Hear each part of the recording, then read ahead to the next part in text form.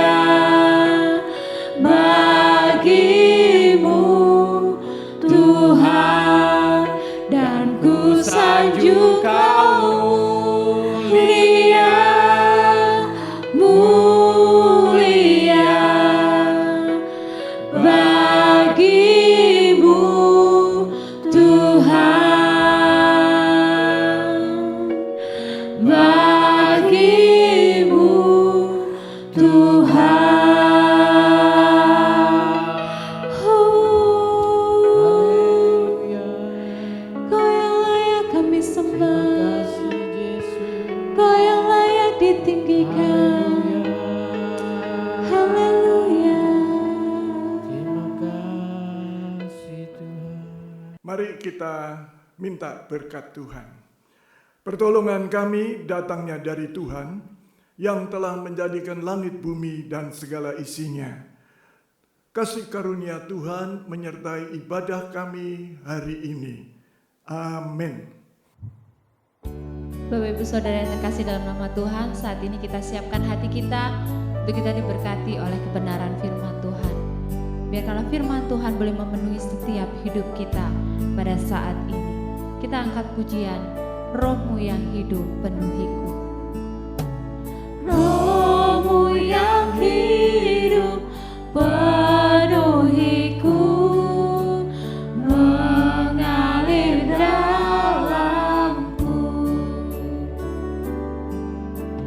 Jiwaku tenang bersamamu dalam naunganmu.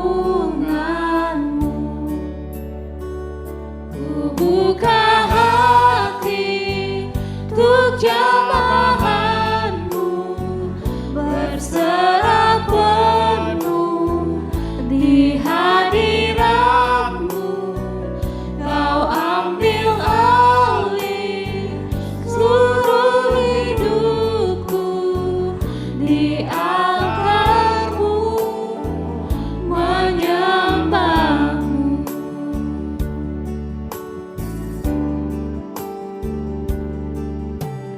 Roh-Mu yang kudus pulihkanku, Engkaulah damaiku.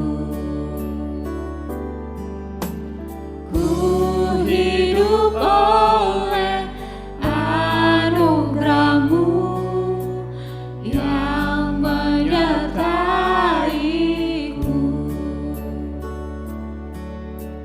yang menyertaiku. Ku buka hati untuk jamahanmu, berserah penuh di hadiratmu. Kau ambil alih seluruh hidupku, di altarmu menyembahmu.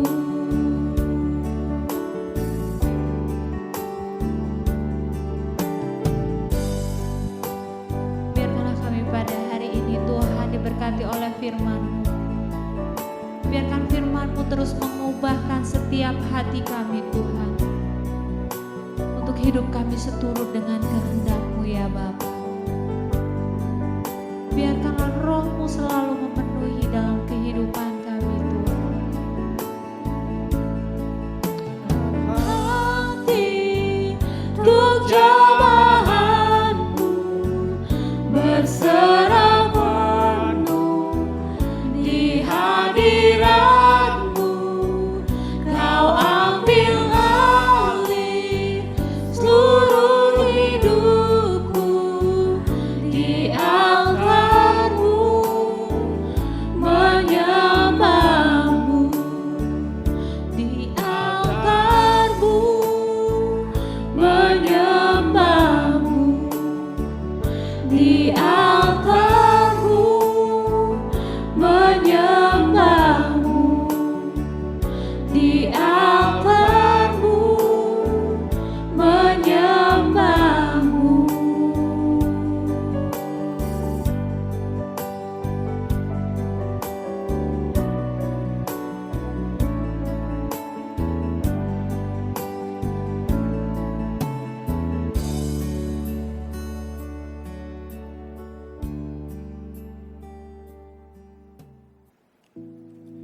Bapa, kami bersyukur pagi hari ini kembali kami dapat beribadah bersama. Kiranya Tuhan Engkau yang terus berkarya di tengah kami. Kami mau merenungkan kebenaran-Mu. Roh Kudus menerangkan kebenaran itu ke dalam hati kami dan memampukan kami untuk hidup di dalamnya.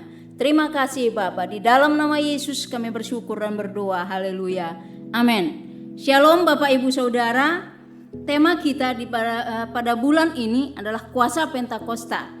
Kita sudah memasuki doa Pentakosta pada hari ini adalah hari yang ketiga. Namun tema yang diberikan hari ini adalah Roh Allah memulihkanku. Sebelumnya mari kita sama-sama buka Alkitab kita. Kita akan baca dari Yesaya 32 ayat 15 sampai yang ke-20. Firman Tuhan katakan, sampai dicurahkan kepada kita roh dari atas, maka padang gurun akan menjadi kebun buah-buahan, dan kebun buah-buahan akan dianggap hutan. Di padang gurun selalu akan berlaku keadilan, dan di kebun buah-buahan akan tetap ada kebenaran. Di mana ada kebenaran, di situ akan tumbuh damai sejahtera.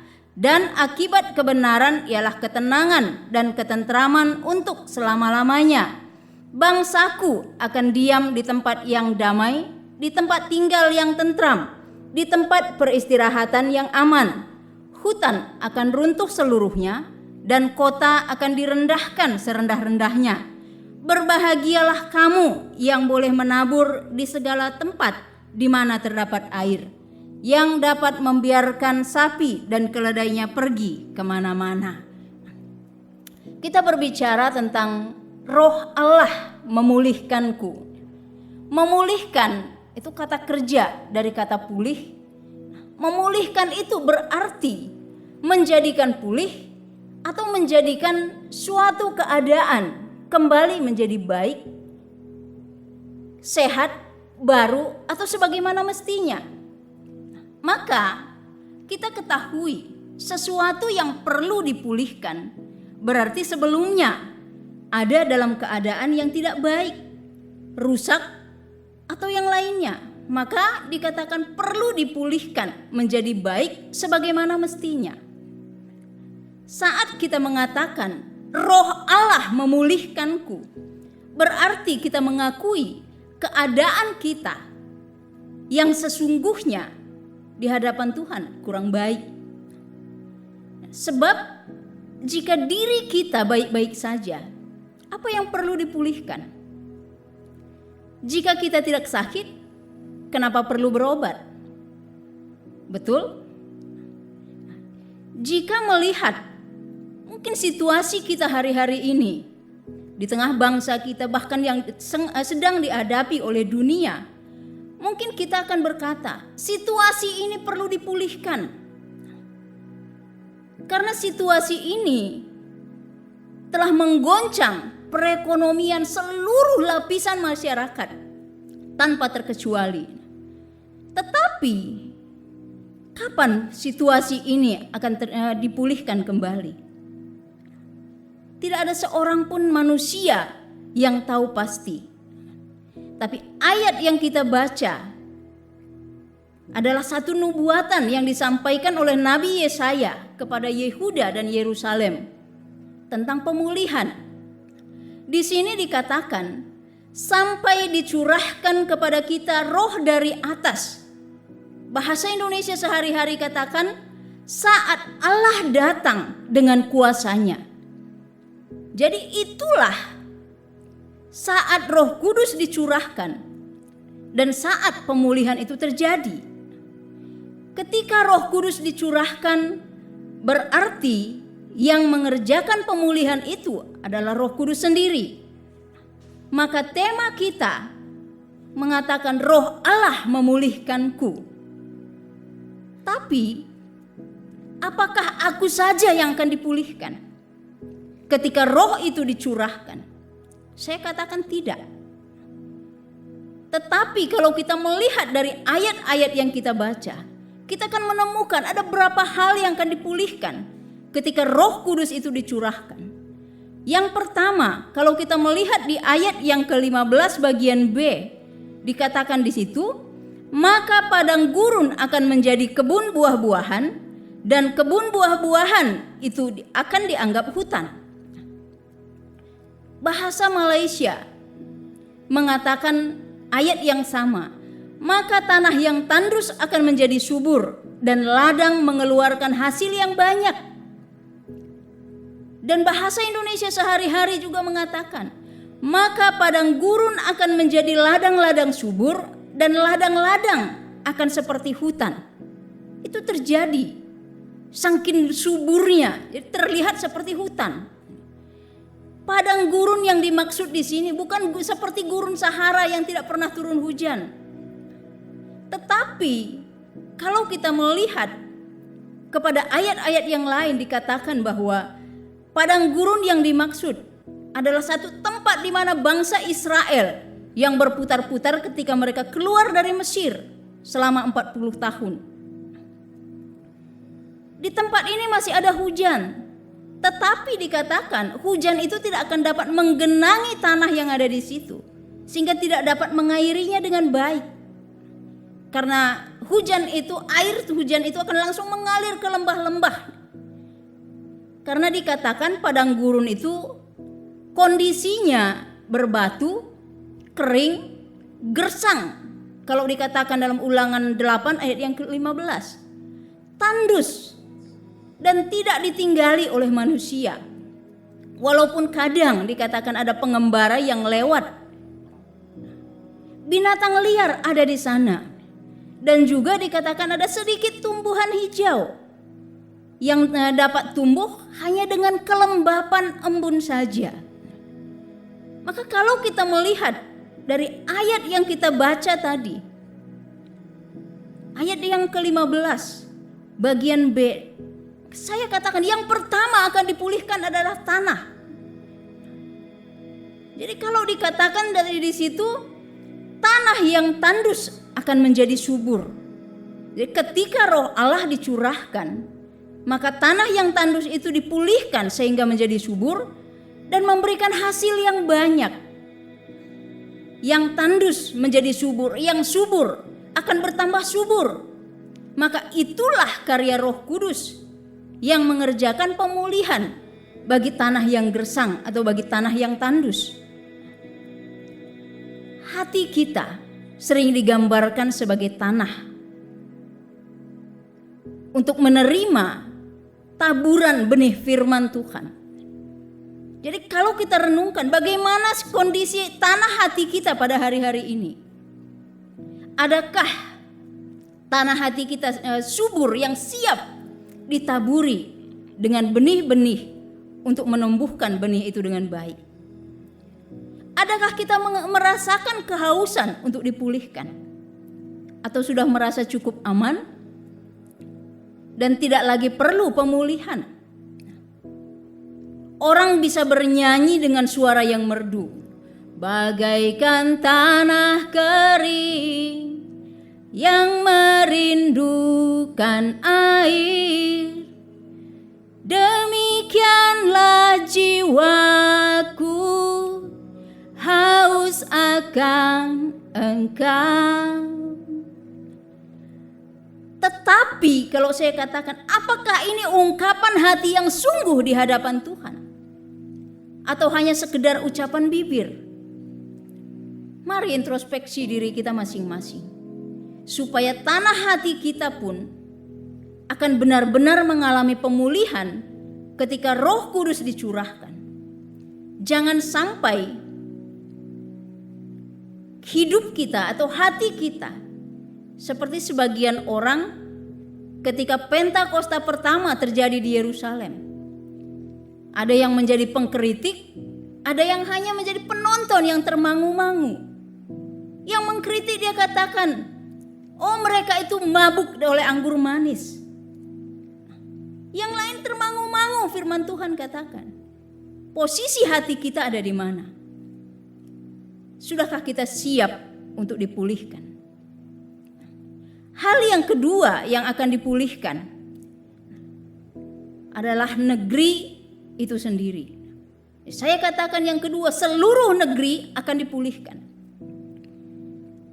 Dalam bahasa Indonesia sehari-hari katakan ayat yang ke-16 dan 17. Di seluruh negeri akan ada kejujuran dan keadilan. Setiap orang akan melakukan apa yang benar sehingga ada kesejahteraan dan ketentraman untuk selama-lamanya. Ini adalah keadaan yang luar biasa kalau saya katakan. Karena kalau kita melihat kembali di dalam ayat yang ke-13 bagian A, di situ dikatakan ratapilah tanah bangsaku yang ditumbuhi semak duri dan putri malu. Dalam bahasa Indonesia sehari-hari katakan, sebab tanah bangsaku ditumbuhi belukar dan semak berduri. Tetapi ketika Roh Kudus dicurahkan, ayat 16 dan ayat yang ke-17 katakan bahwa seluruh negeri itu dipulihkan, sehingga kejujuran dan keadilan yang ada di dalamnya. Maka saya katakan dapat dipastikan penduduknya pun akan hidup aman, tentram untuk selama-lamanya. Kalau kita melihat dari keseluruhan Yesaya 32 ini, kita akan melihat dari ayat 1 sampai yang ke-8 dikisahkan, dinubuatkan tentang raja yang adil. Tapi terselip di antara ayat bacaan kita hari ini, ada ayat 19, ayat 9 sampai yang ke-14 dikatakan ada peringatan-peringatan. Sedangkan ayat yang kita baca menyatakan pemulihan oleh karya Roh Kudus. Dalam bahasa Indonesia sehari-hari dikatakan ayat yang pertama Yesaya 32, lihatlah akan tiba saatnya seorang raja memerintah dengan adil dan pemimpin-pemimpin bangsa menjalankan keadilan. Ayat ini adalah satu nubuatan akan pemerintahan mesianik, dikatakan itu pemerintahan Yesus Kristus yang ditandai dengan kebenaran, keadilan, dan orang-orang yang hidup di dalamnya adalah sesuai dengan firman Tuhan. Sebab rajanya adil, maka pejabat-pejabat di bawahnya pun dikatakan ikut menjalankan keadilan bagi seluruh rakyatnya. Hal ini saya katakan mustahil terjadi dalam kepemimpinan manusia yang masih dikuasai ego, yang masih haus akan kekuasaan. Kita melihat kepemimpinan presiden kita hari-hari ini cukup baik kalau saya katakan. Ya, tentu belum sepenuhnya baik, ya, apalagi benar. Namun kita masih melihat pejabat-pejabat di bawahnya tidak berlaku seperti apa yang presiden kita kerjakan. Sehingga masih ada yang ditangkap KPK dan sebagainya. Bahkan dalam situasi sekarang banyak orang yang cuma bisa nyinyirin presiden seolah dia Tuhan yang dapat menyelesaikan masalah COVID-19 dengan tepat dan cepat bersama dengan dampaknya. Bukannya memberikan solusi, bukannya memberikan kontribusinya, bukannya memberikan dananya untuk menangani pandemi yang ada sekarang. Namun hanya mencari celah, mencari kesempatan untuk menyalahkan pemerintah, untuk sekedar cari perhatian. Seperti yang dilakukan beberapa orang, itu ada RR, ada JK dan kawan-kawannya mungkin. Kita dengar, jika demikian, bagaimana negeri ini akan dipulihkan? Tetapi saya katakan pemerintahan mesianik yang kita nantikan, dikatakan akan dijalankan dengan keadilan dan kebenaran. Sehingga raja yang memerintah serta para pejabatnya pun dapat menjadi tempat perlindungan bagi rakyatnya, kata Yesaya 32 ayat yang kedua. Maka semuanya akan hidup dalam damai sejahtera, semuanya akan hidup aman, tentram, sebab semua orang-orangnya pun akan melakukan kebenaran. Sejauh mana kerinduan kita sebagai orang percaya melihat seluruh negeri ini dipulihkan?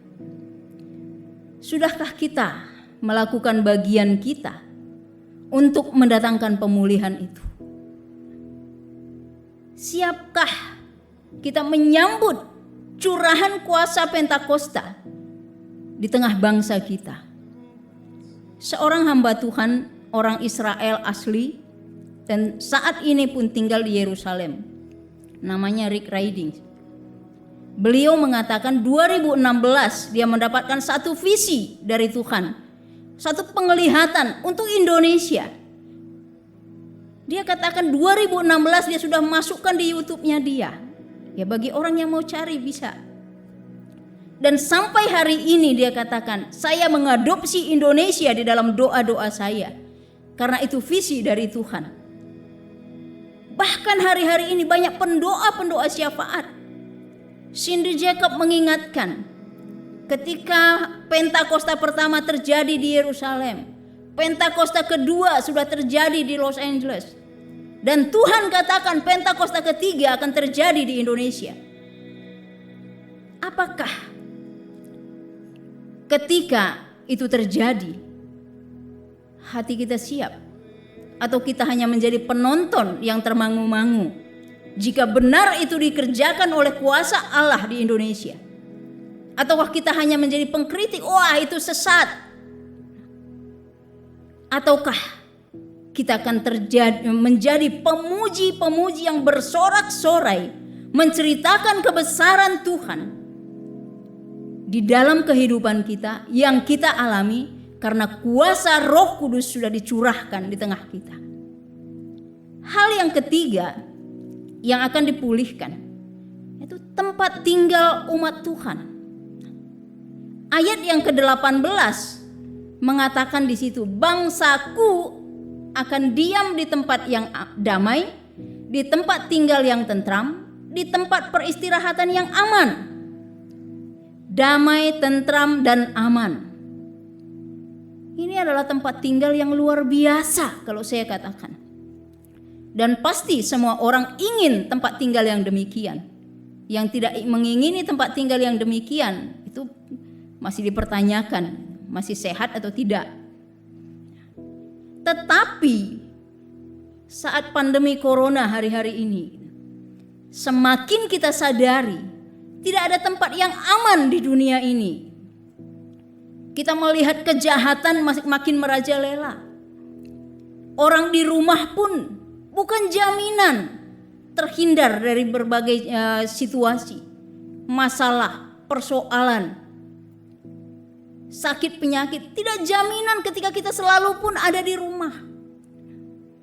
Tetapi firman Tuhan katakan, ketika Roh Kudus dicurahkan, maka tanah itu dipulihkan, seluruh negeri itu dipulihkan, para pemimpinnya akan berlaku adil dan jujur. Maka saya percaya umat Allah akan tinggal di tempat yang damai, tentram, dan aman. Kalau kita lihat ayat yang ke-19 dan 20 dalam bahasa Indonesia sehari-hari katakan, alangkah bahagianya kamu semua karena ada cukup air untuk tanamanmu dan ternakmu dapat merumput di mana-mana dengan aman. Tetapi musuhmu akan seperti hutan yang ditimpa hujan batu dan kota mereka akan diruntuhkan. Orang yang tinggal di tempat itu dikatakan pasti bahagia. Segala kebutuhan terpenuhi. Bahkan ternak pun dikatakan dapat merumput dengan aman di mana-mana. Tidak ada lagi ancaman. Karena musuh sudah dikalahkan oleh Allah sendiri. Jadi kalau tadi kita melihat ayat yang pertama tadi dikatakan, yang menyatakan bahwa raja yang adil adalah Kristus, maka saya sempat merenungkan, apakah tempat tinggal yang dimaksud dalam ayat yang ke-18 ini damai, tentram, dan aman akan ada di bumi baru? Karena 2 Petrus 3 ayat 13 katakan, di bumi baru terdapat kebenaran. Di bumi baru akan turun Yerusalem baru, kota kudus.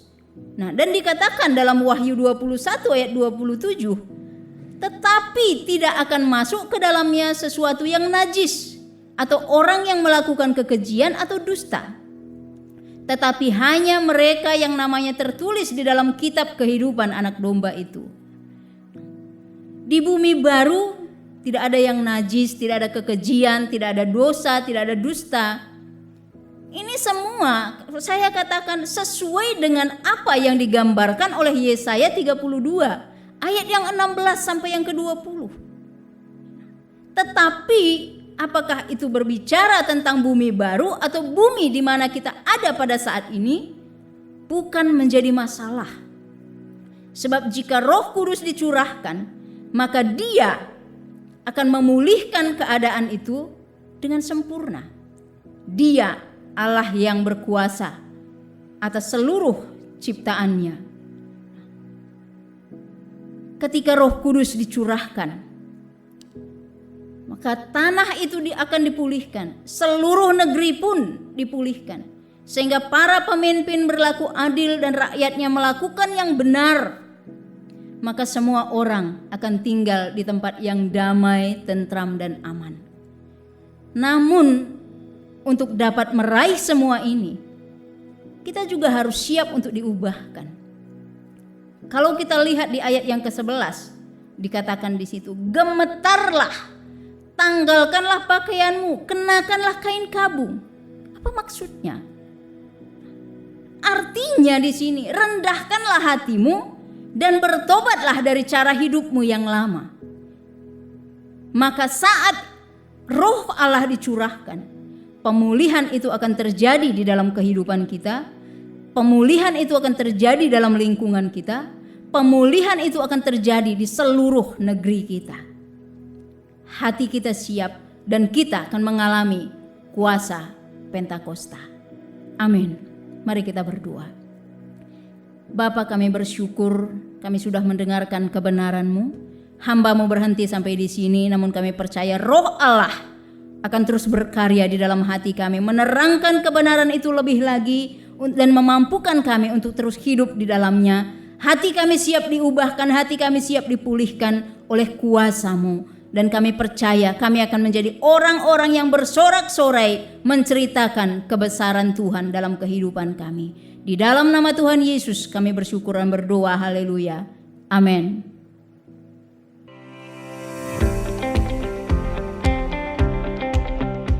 Shalom.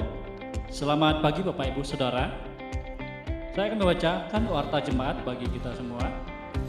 Yang pertama, doa pagi hari Selasa sampai dengan Sabtu dilakukan jam 8 sampai dengan jam 9 pagi melalui Zoom. Kedua, Komsel Youth digabung dengan doa Pentakosta.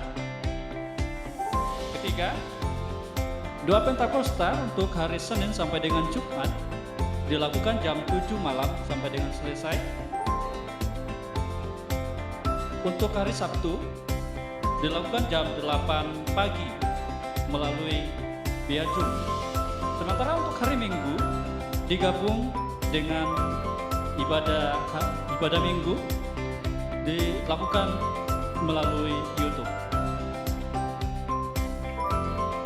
Keempat, ibadah pemuda Sabtu tanggal 30 jam 6 sore dilakukan melalui live Instagram. Ibadah Minggu perayaan Pentakosta diadakan jam 9 pagi melalui YouTube.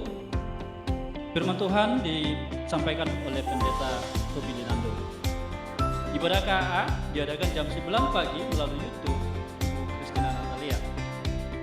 Untuk persembahan, perpuluhan, dan ucapan syukur dapat ditransfer ke rekening gereja. Demikian warta jemaat. Tuhan Yesus memberkati. Mari kita terima berkat Tuhan. Tuhan memberkati dan melindungi engkau. Tuhan menyinari engkau dengan wajah-Nya dan memberikan engkau kasih karunia. Tuhan menghadapkan wajah-Nya kepadamu dan memberikan damai sejahtera. Jemaat kepunyaan Tuhan yang kukasihi, terimalah berkat Allah, kasih karunia Tuhan Yesus Kristus, kasih Allah dalam persekutuan dengan Roh Kudus, menyertai kita semua hari ini sampai selama-lamanya. Amin. Kemuliaan Tuhan atas kita, tangan kasih-Nya menuntun kita, kebajikan, kemurahan selamanya, sampai kita bertemu lagi.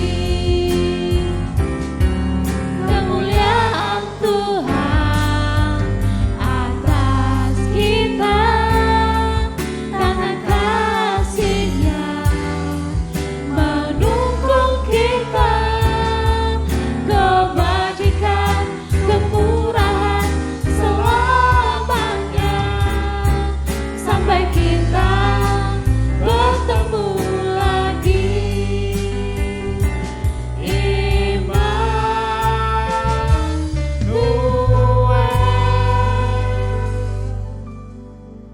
Tuhan Yesus memberkati.